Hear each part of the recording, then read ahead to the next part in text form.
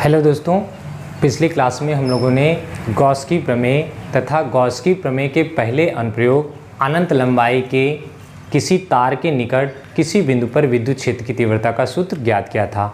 आज हम लोग गॉस की प्रमेय की दूसरी अनुप्रयोग समतल आवेशित अचालक प्लेट के निकट किसी बिंदु पर विद्युत क्षेत्र की तीव्रता का सूत्र ज्ञात करेंगे। वीडियो को शुरू करने से पहले आपसे एक छोटी सी रिक्वेस्ट, यदि आप इस वीडियो पर सीधे चले आए हैं तो मैंने जो भी वीडियोस पहले अपलोड किए हैं उनको सीक्वेंस वाइज देखें, फिर इस वीडियो को देखें, जिससे आपको फिज़िक्स काफ़ी अच्छे से समझ में आए। तो चलिए अपनी क्लास को शुरू करते हैं। देखिए, मैंने मान लिया कि एक प्लेट है, एक मेरे पास कोई प्लेट है,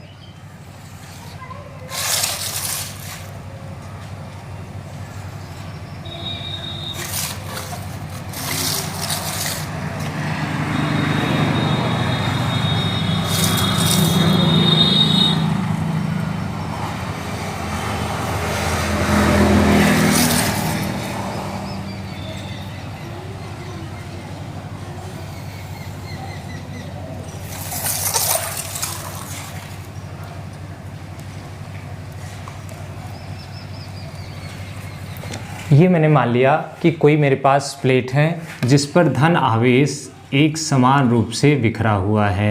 इसके पूरे क्षेत्रफल पर धन आवेश एक समान रूप से वितरित है।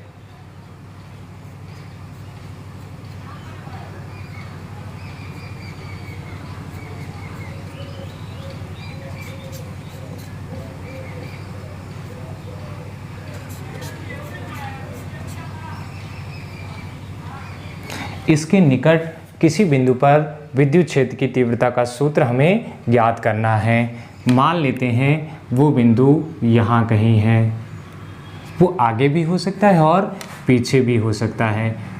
तो इसके लिए मैं फिर से एक गॉसियन पृष्ठ की कल्पना करूँगा, जो कि कैसा होता है, एक बेलनाकार पृष्ठ होता है। एक बेलनाकार पृष्ठ होता है। तो देखिए, ये एक बेलनाकार पृष्ठ है। ये वो बिंदु है और मैंने मान लिया कि ये एक बेलनाकार पृष्ठ है।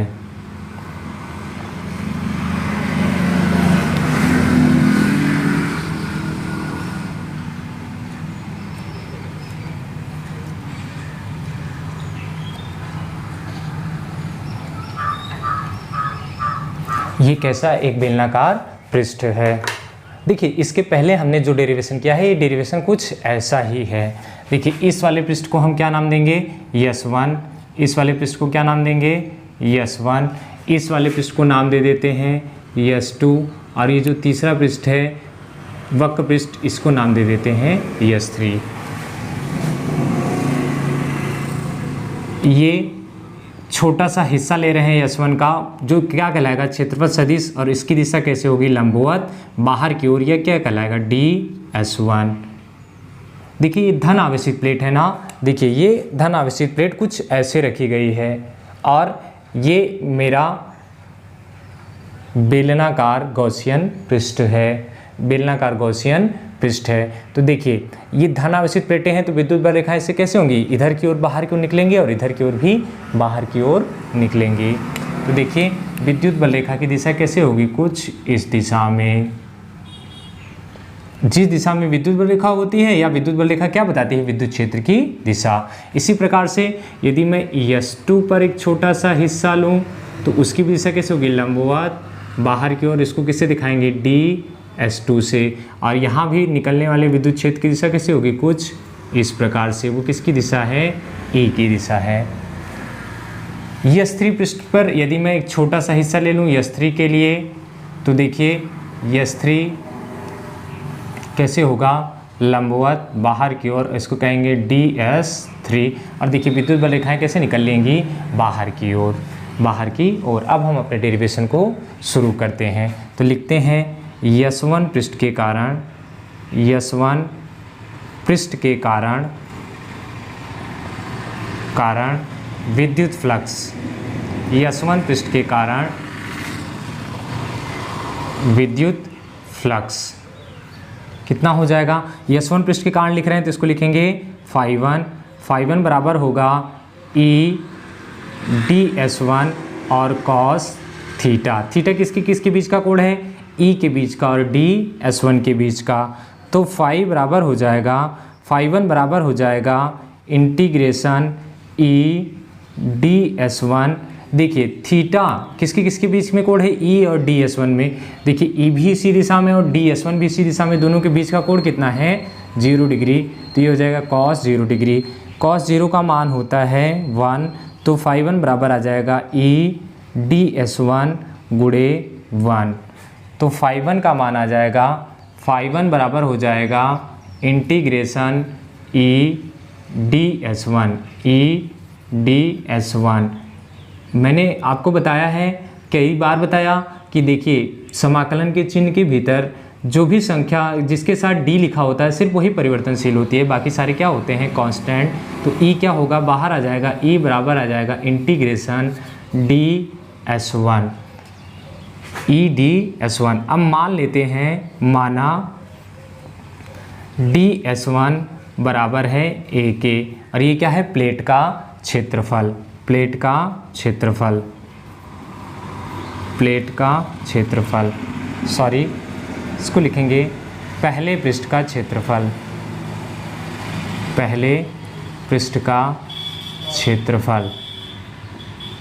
ये कह लीजिए S1 पृष्ठ का क्षेत्रफल। ठीक, तो phi1 बराबर आ जाएगा E इंटू ए के। इसको लिखते हैं समीकरण नंबर 1।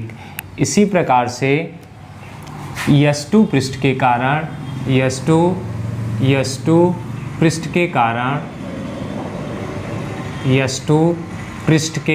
कारण कुल विद्युत फ्लक्स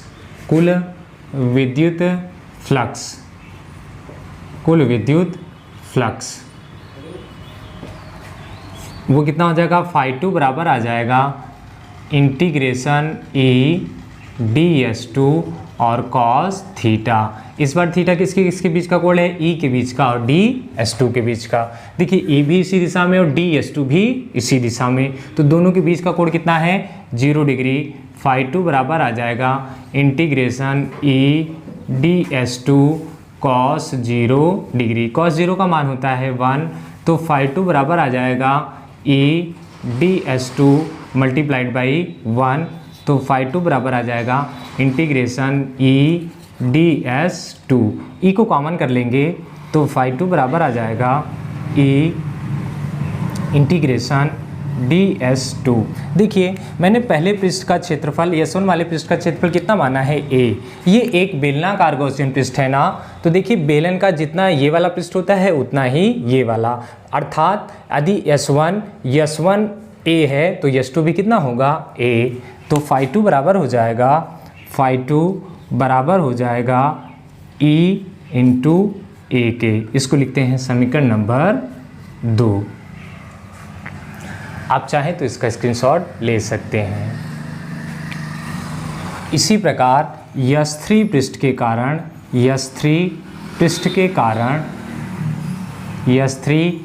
के कारण कुल विद्युत फ्लक्स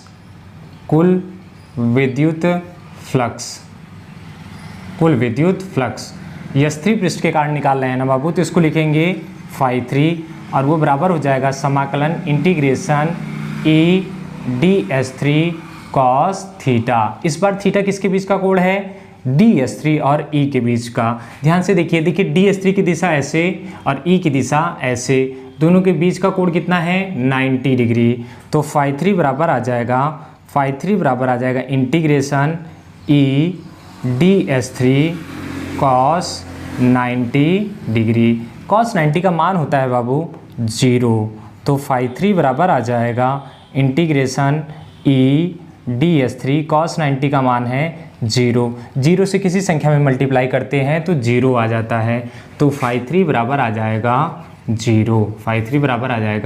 0। इसको लिखते हैं इक्वेशन नंबर 3। अब हम निकालते हैं संपूर्ण पृष्ठ के कारण विद्युत फ्लक्स। संपूर्ण पृष्ठ के कारण विद्युत फ्लक्स, संपूर्ण पृष्ठ के कारण विद्युत फ्लक्स वो कितना हो जाएगा, वो हो जाएगा फाई बराबर φ1 प्लस φ2 प्लस φ3। देखिए फाई बराबर हो जाएगा, φ1 का मान कितना निकाला भैया ई ए, φ2 का मान भी कितना है ई ए, और φ3 का मान है 0। तो फाई बराबर आ जाएगा ई ए और ई ए मिलकर के 2E अब हम लोग क्या जानते हैं, गॉस की प्रमेय से, गॉस की प्रमेय से, गॉस